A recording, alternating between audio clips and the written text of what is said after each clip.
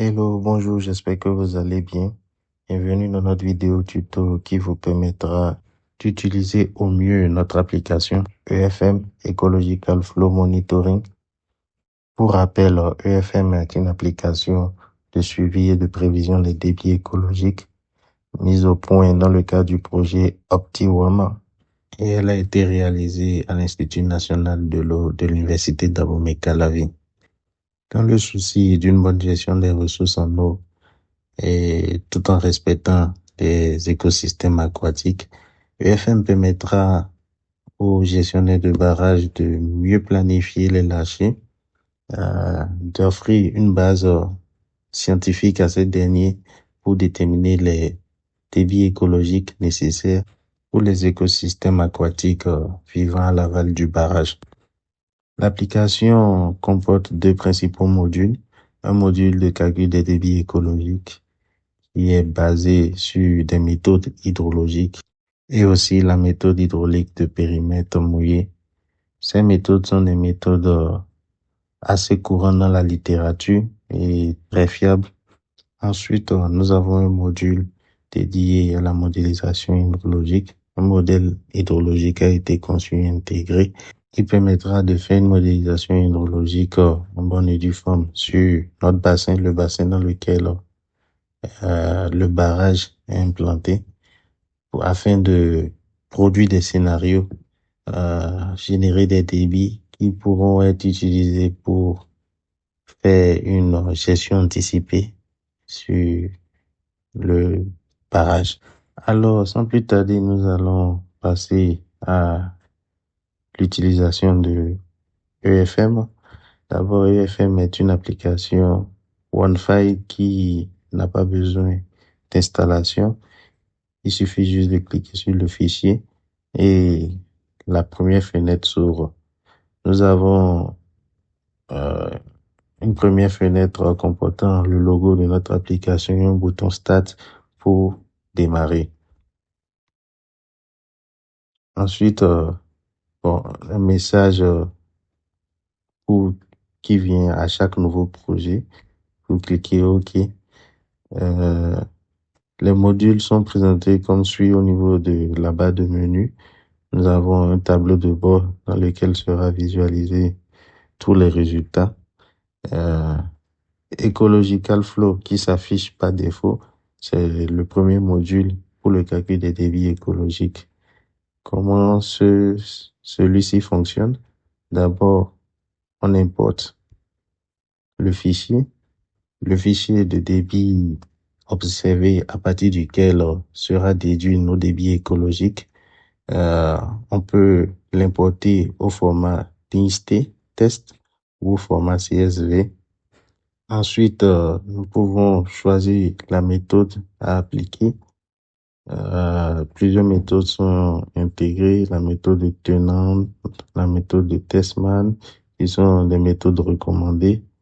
Les méthodes statistiques 7Q2 et 7Q10, qui sont des moyennes mobiles sur 7 jours de période de retour respective 2 ans et 10 ans.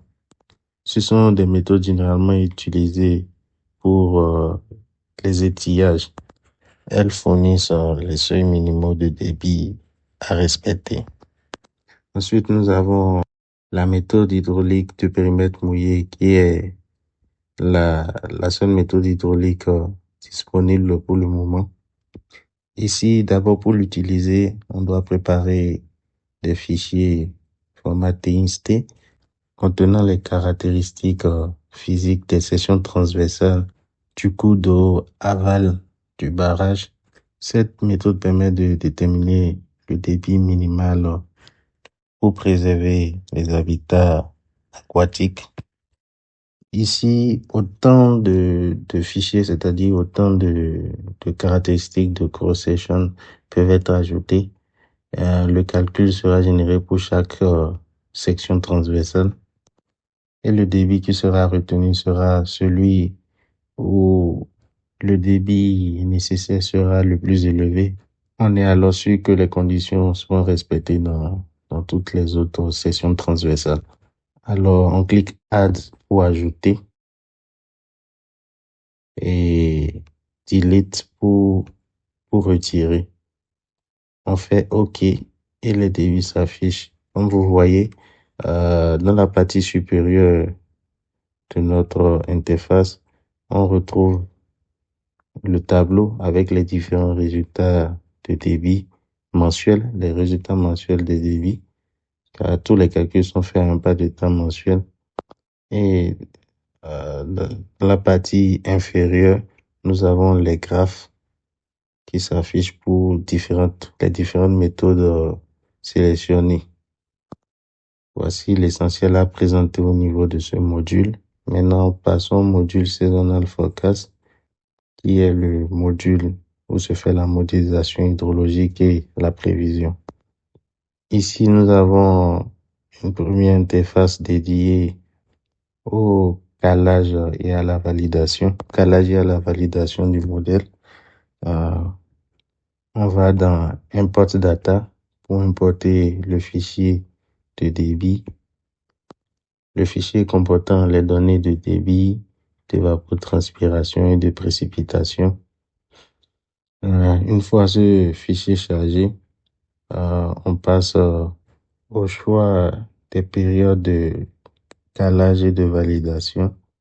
Une fois ces périodes rentrées, on clique OK pour valider. Et on peut passer à la recherche des paramètres. On va dans Optimize Parameters. Ici, l'optimisateur qui a été intégré est le Differential Evolution. Donc, on spécifie le maximum d'itération. Ensuite, la taille de la population et les différentes bornes, les différentes limites de nos paramètres. On valide OK. Et la recherche est lancée. Le bouton rouge permet de stopper à tout moment. On attend un moment que la simulation termine. Une fois terminé, les meilleurs paramètres, les paramètres optimaux apparaissent dans les différentes zones de test. Notons aussi qu'on peut modifier manuellement, ajuster au bon choix. Une fois les paramètres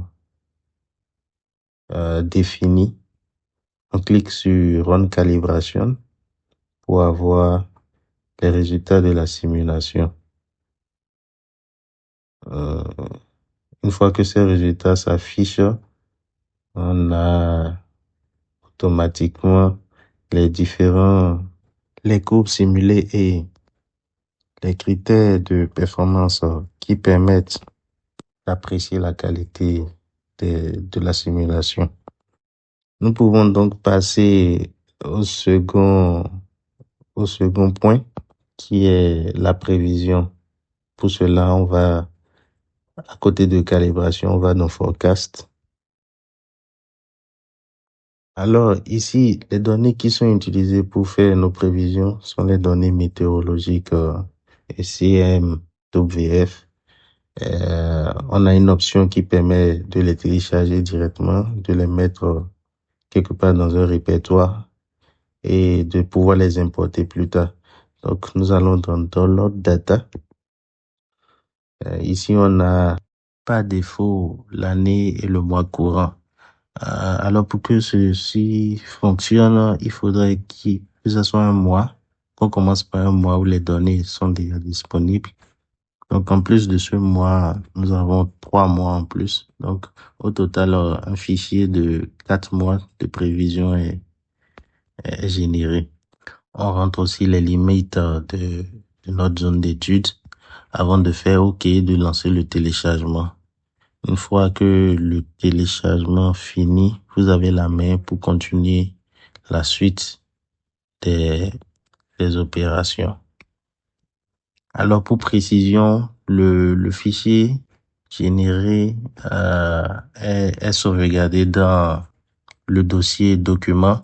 Un dossier ECMWF est créé automatiquement dans le dossier document. et c'est à l'intérieur de ce dernier que se retrouve le fichier de données de pluie et d'évapotranspiration. Pour l'importer, on fait import data, on va dans le répertoire, on le recherche, on l'importe, ouvrir, ok. Ici, vous pouvez avoir déjà un fichier préparé en CSV, comme vous pouvez directement utiliser le fichier netcdf, puisque c'est un fichier netcdf qui est téléchargé. Une fois ce fichier entré, vous avez une boîte qui vous demande si vous voulez utiliser un shapefile pour que vos données soient plus représentatives de votre bassin ou de votre zone d'étude. Comme vous pouvez vous limiter seulement aux coordonnées, aux limites que vous avez spécifiées pour télécharger les données. Donc, vous faites no dans ce cas. Yes pour importer le fichier shapefile et no pour maintenir votre fichier. Dans tous les cas, vous avez vos données qui s'affichent, les précipitations et évapotranspiration.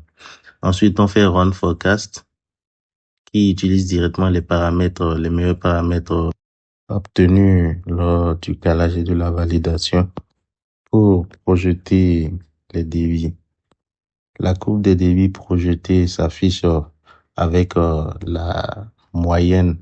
En jaune, vous avez les débits projetés et en vert, la moyenne interannuelle sur la période de calage et validation, autrement la période historique.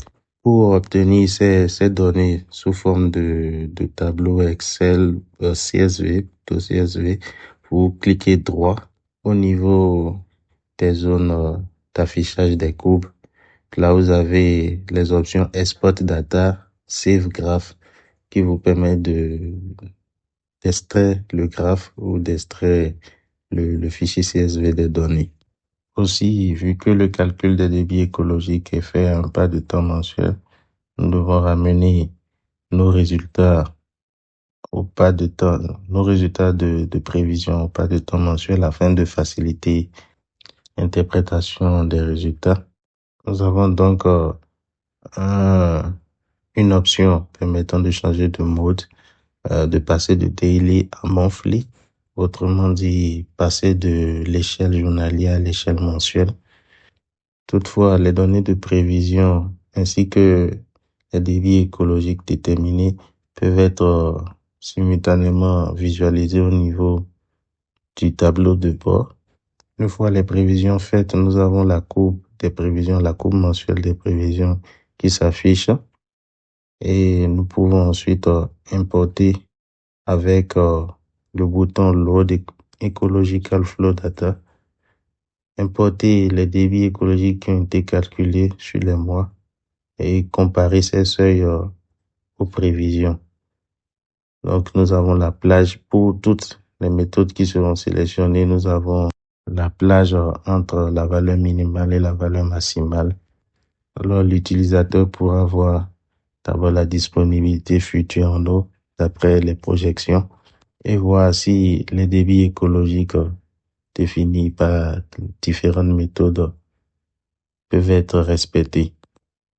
Il est alerté par rapport aux situations futures et pourra ajuster les lâchers afin de savoir comment garantir un débit minimal pour la suivi des écosystèmes aval.